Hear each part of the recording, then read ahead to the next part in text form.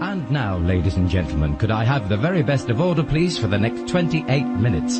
That means no general fidgeting, with special focus on keeping those hands still.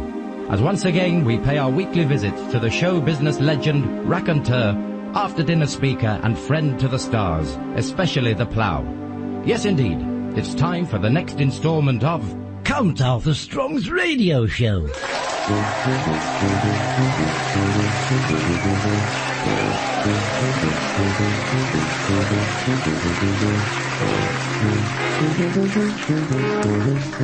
And so, now that you've heard what I'm saying to you, I feel sure that having witnessed in action my methods and techniques I employ, that you will all put it all into practice and become high achievers in your chosen fields, just like I proved you can do with the way I deport and conduct myself at all times. Remember, there's no such thing as a negative thought, only negative people thinking them.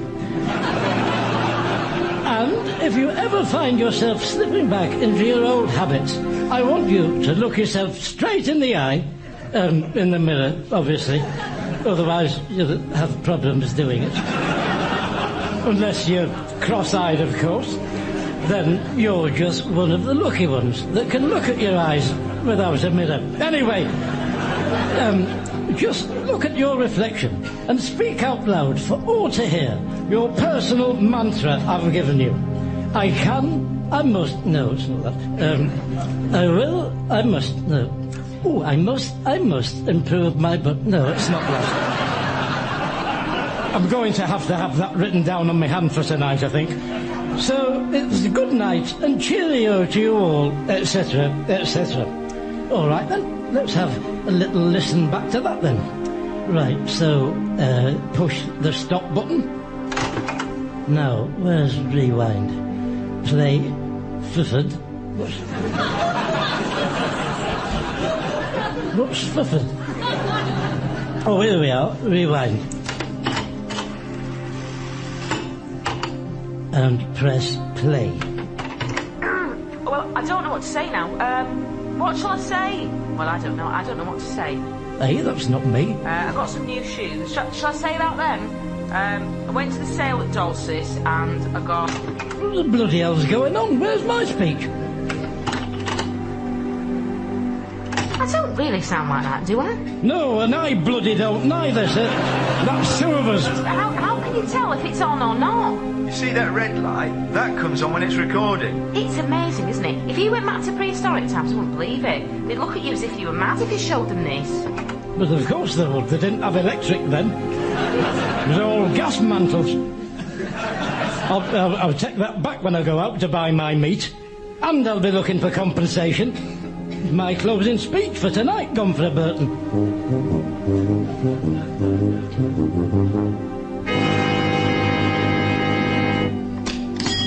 Hello, Arthur. You're late today. Well, I won't even begin to tell you why. Suffice it to say, my lateness is not of my own making, and when I've isolated the individual responsible, his heads will roll off.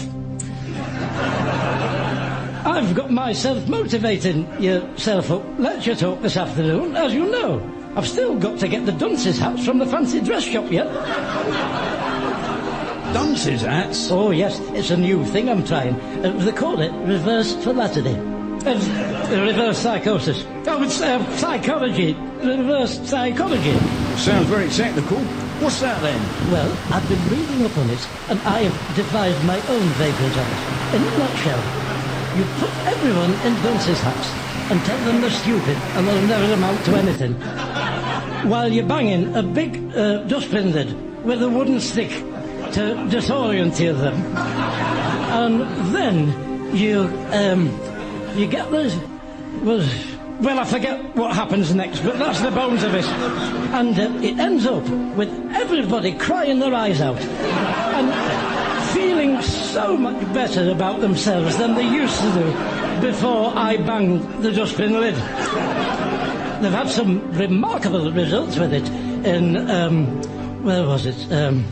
Somewhere or other. It was definitely somewhere in the world. I do remember that. Oh, now then, while it's in my head, did you find that theme from the Dam Busters music? I want to play it tonight while they're all crying and asking to go home. You know, the Dunkirk spirit and all that. Oh, yeah, I did. I put it to one side for you upstairs. Just watch the shop a minute while I get it. Righto. Oh. Now, let's have a browse. What should I have tonight? Sausages. Bit of belly pork? No, I think I'd have a little meander down Offal Alley.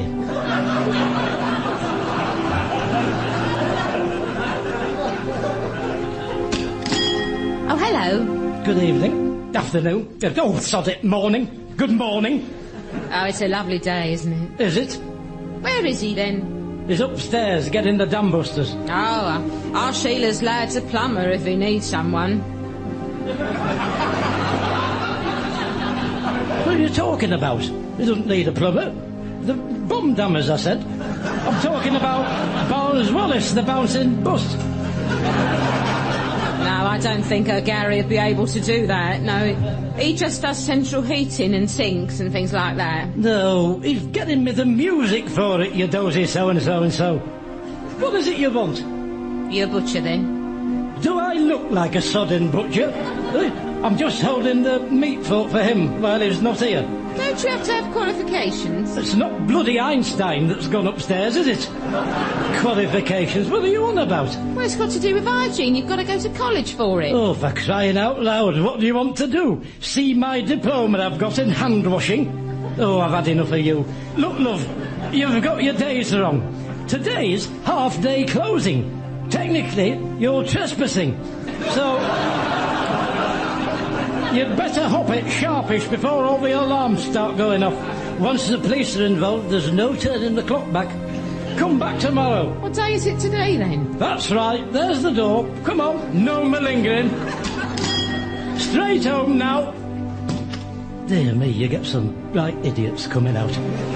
I think we'll have that closed sign up. Well, who's that, Arthur? A customer? Oh, complete time waster. Not the slightest intention of buying anything. No real interest in meat at all. They don't know how you put up with it, Wilf, on a daily basis. Well, anyway, there you are. There's your Dam Busters. Good. Right then. Has any of your offal been reduced yet? Well, it's a bit early yet, Arthur. If I do cut any prices, it's usually after 5, really. All right. Tell you what then. Bag me up half a pound of kidneys and I'll be back in and pay for them at 5:30. That way, I get them cut price and I'm helping you out, aren't I? Taking them off your hands when you just probably end up flushing them down the toilet anyway. Oh, it's all about give and take, isn't it, Wilf?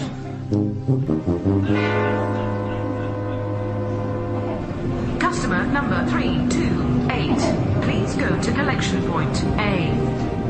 Please go to collection point A. Please go to collection point A. Oh, it's an easy job, is that? Anyone could do that better than her. She makes no attempt to vary the tone of voice. It's exactly the same every time. Might as well have a machine doing it. Come to collection point A.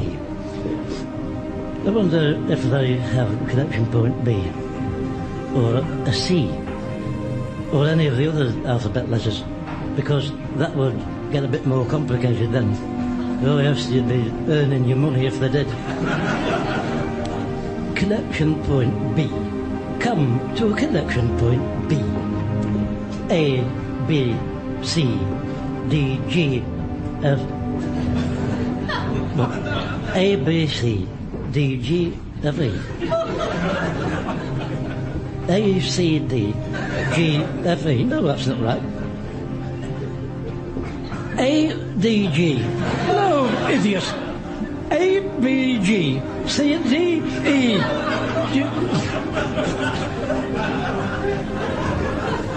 Excuse me, can I help you? I was halfway through something there. I'm sorry, Being sorry is no good. I've lost my thread now, thanks to your lack of sensitivity. sorry, I'm very sorry. Sorry. I've brought this back. Is there something wrong with it? No, I'm just taking it for a walk. Oh, dear. Yes, there's something wrong with it. Right, there you are. Listen to this. And I got 2 pairs of high heels, 1 pair of slingbacks, which I can't wear at the moment until I've had my bunions done. I don't know what's wrong with that. What's wrong with that? Do I look like I wear high heels? I'm sorry, I'm not with you. Oh, give me a paintbrush. I'll paint you a picture of me, spell it out for you with it. Then perhaps you might have a clue. Listen, I'll make it simple for you. 1, that's not me. 2, what was 2? Well, there is a 2, I'll come back to that. And 3 is the same as 2. Well, I'm still not sure what your complaint is. My complaint is that what you've just listened to on the machine that your shop sold me is not myself doing it back to you. Not only is it not myself, whoever it is that is doing it isn't even saying what I said. So it's broken on both fronts. Do you mind if I have a look at it? Be my guess. Right. Can I ask where you got the cassette tape from? I got it from Harry Underwood's second-hand shop on Whitfield Street. You must know it. He's got a big handlebar moustache. Larger than life is Harry. It's next door to where the pet shop used to be, before they knocked it down. They used to have a monkey in the window with a big red backside, if that's any help. This is a very old used cassette tape. That's not you on it. Which it most definitely is not. I've more important things to do than squeeze my bunions into high heels and slingshots, clacking down the street. Then it's obviously a recording of someone else that was on there when you bought the tape. I knew it definitely couldn't be me. I don't talk like that. And I'm not a woman, despite your inferences about high heels. Anyway, listen.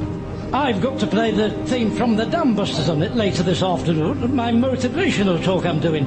You've probably heard all about it. There's a card up in the post office, and everyone's talking about it.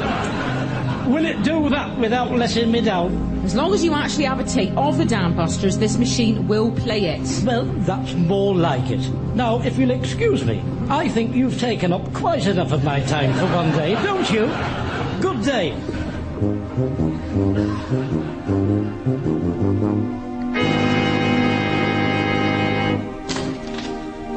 Oh, the bloody slippery sodding things, these dunces hats.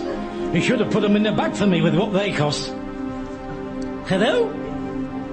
Hello? No one here? Wonderful. They're supposed to have laid on someone to help me. Where are the lights? Hello? Oh, you bloody idiot. What are you doing? Creeping up on me like a Virginia creeper. They give me a heart attack. Well, I was waiting for you. You're late. I must have nodded off. Well, that's a good job you've got, isn't it? You can just nod off whenever you want. You're in my employ today.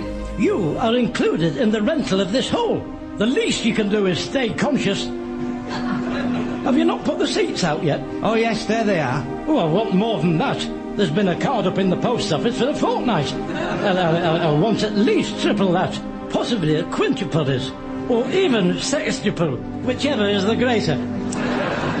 I'm sorry, I was just going on ticket sales. Oh, you've got a lot to learn, haven't you? Have you never heard of walk-up? No, I don't suppose you have. You've probably never heard of wake-up, neither. I'll tell you what, just stick with me and hope some of me rubs off. Who's going to be on the door? Mrs. Robinson. Well, she better be on the ball. Now, have you had my banner delivered? Because that's got to go up as well. Oh, yes, we've had a parcel come. It's here. Right, I'll open that now then. Then you can put it up. Yes. Right, oh, the other end of that. Let's have a look. What? What have they given me, the bloody idiots? That's not what I asked for. What does it say? Closing down, everything £1. I can't have that hanging over me sodding head, can I? I like the colour. It's very professional looking. I'm supposed to be motivating everybody up. Hardly makes me look like a successful business model, does it? Everything £1. I'm furious with them about that, quite furious. What's it supposed to say? It was supposed to have my personal mantra on it. Nothing succeeds like a budgie. That's success, I mean. Nothing succeeds like success. Well, I've heard that before. Well, you will have, because that is adapted from a quotation by a wise old Chinese man called Confucian. I think he did Hansel and Gretel as well. So, you've learned something there, haven't you, through talking to me? I bet you're thinking you must stay awake more often now, after my pearls of wisdom pouring forth. Anyway, come on, I can't stand around all day listening to your particular brand of time-wasting. Show me the dressing room so I can hang my suit up. Well, we haven't got a dressing room. There's a mirror in the toilets. Oh, a mirror in the toilets. This just gets better and better, this, doesn't it? Anyway, come on, chop chop. They'll be coming in soon. While I get my lectern set up, would you be so good as to put out quintuple more chairs out? There must be a seat for everybody. I want no one standing. Let's treat the audience with proper respect, please. Then once they're sat down, I want you to put dunce's hats on all of them.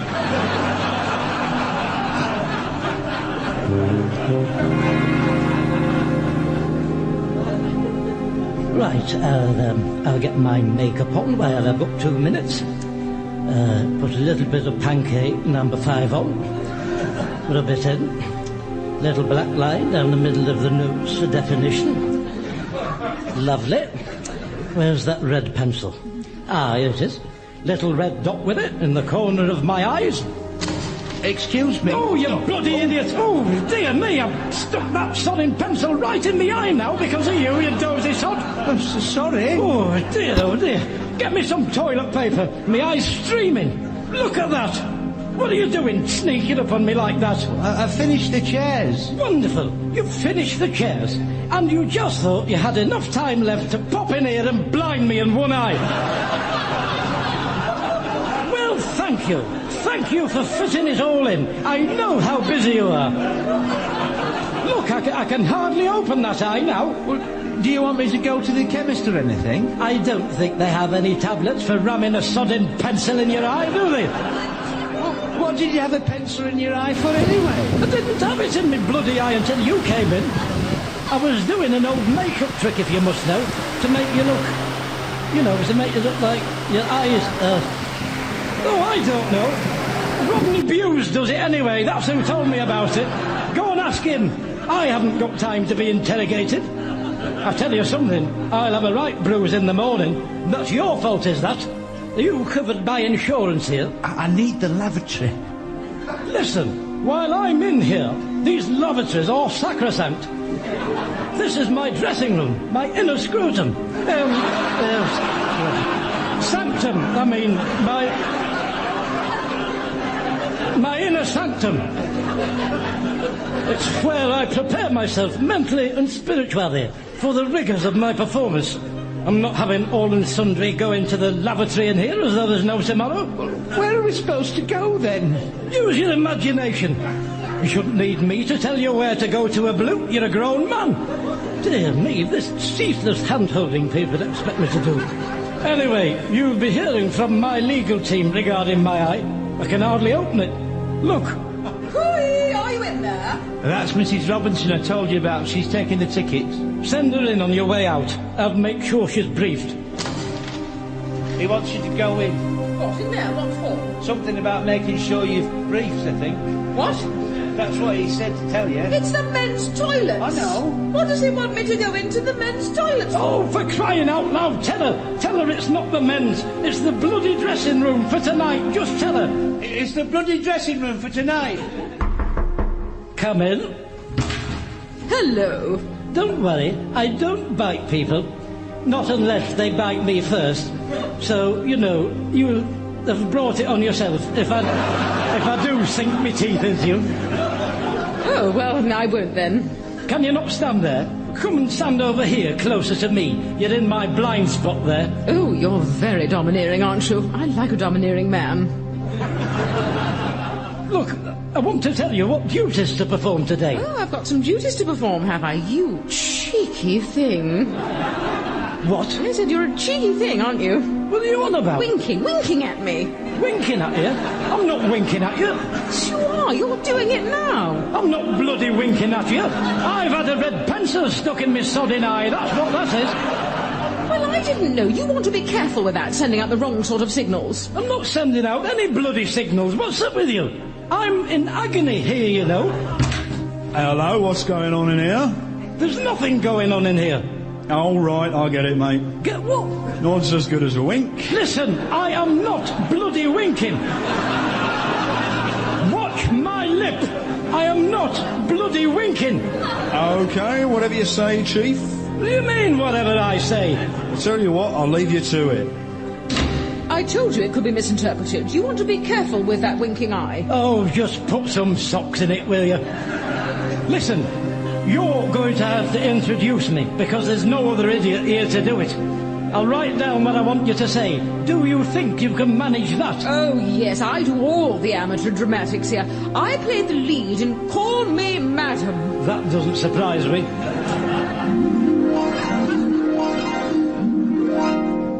How's the audience shaping up? Well, they're both in. All right. Off you go then, Mrs. Robinson. Ladies and gentlemen, would you now put your hands together, please, and welcome onto the stage the leading motivational... Oh, it looks like goo-goo. Leading motivational guru. Guru, you idiot. Motivational guru. I can't read your writing. A motivational guru who's worked and motivated people, including Michael Fish. Too many other people, too numerous to go into because of time constraints. Please welcome Count Albert String. Thank you, you bloody dozy woman. For that wonderful introduction you've done me. You know, when I was a little lad, I used to sit and read about the top stars and imaginary idols of the day. And I used to think to myself, it could never happen to me.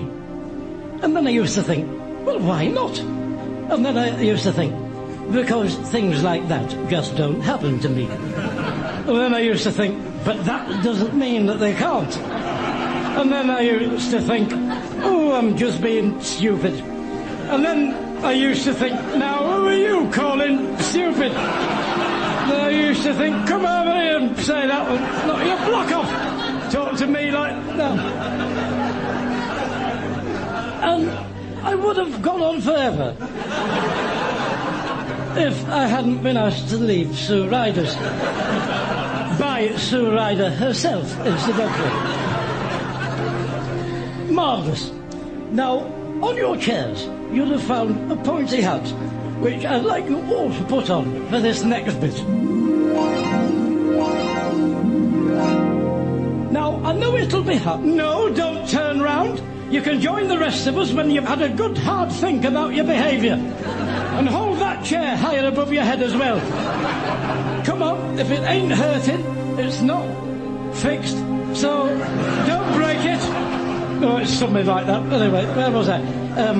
Oh yes, low self-esteem. Now, I know it'll be hard for some of you to imagine because of who I am and what I've gone on to become. But I used to suffer from low self-esteem about myself.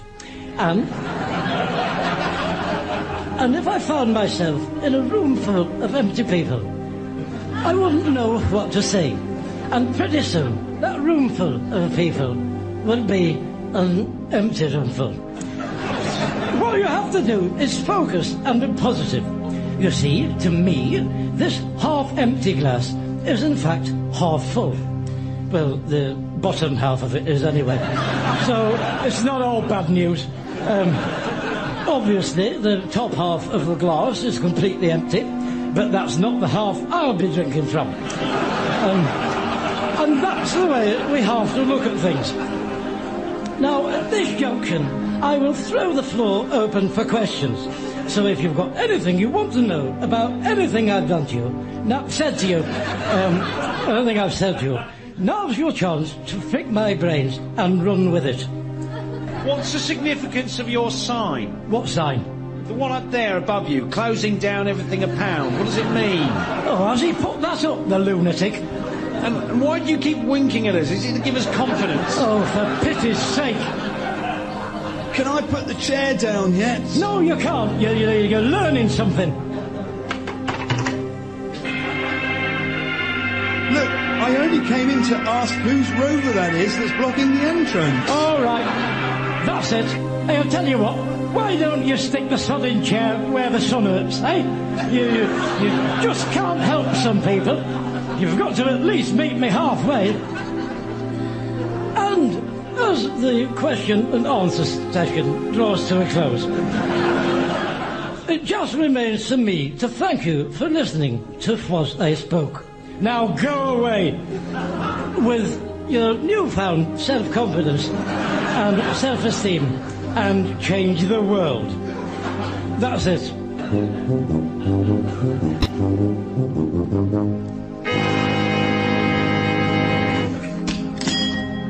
Hello, Arthur. Wilf, What are you wearing an eye patch for? I've had to get one because everyone thinks I'm winking at them, which I'm not. How did your talk go then? Well, as we motivational speakers like to say, I feel it was in the zone. Oh yes, there or thereabouts anyway. Remember, Wilf, nothing succeeds like a budget. Oh, success, I mean. Oh, that's funny. What is? Well, they've got that on a sign in the pound shop. Nothing succeeds like a budgie. That's my sodding idea that pinched. Well, did you have a good turnout? Oh, yes, I had one or two in. Don't you worry about that. It'll be interesting to see what the knock-on effect will be for the next one. They'll be flocking in when word gets out what I can do with a few dunces' hats that have just been lit. Eh? Essentially, Wilf, it's just about making people feel good about themselves. I am a very good listener. Oh, funny you should mention that, because And listening is not something you can be born with. That's just something you have to learn at birth. And I have always had that, ever since I was born. well, yeah, that's what I was... Yes, very interesting. Now, can we please have a bit less of your chin music? And then, perhaps, you can apply yourself to serving me with my cut price offal. Come on, cough up me kidneys.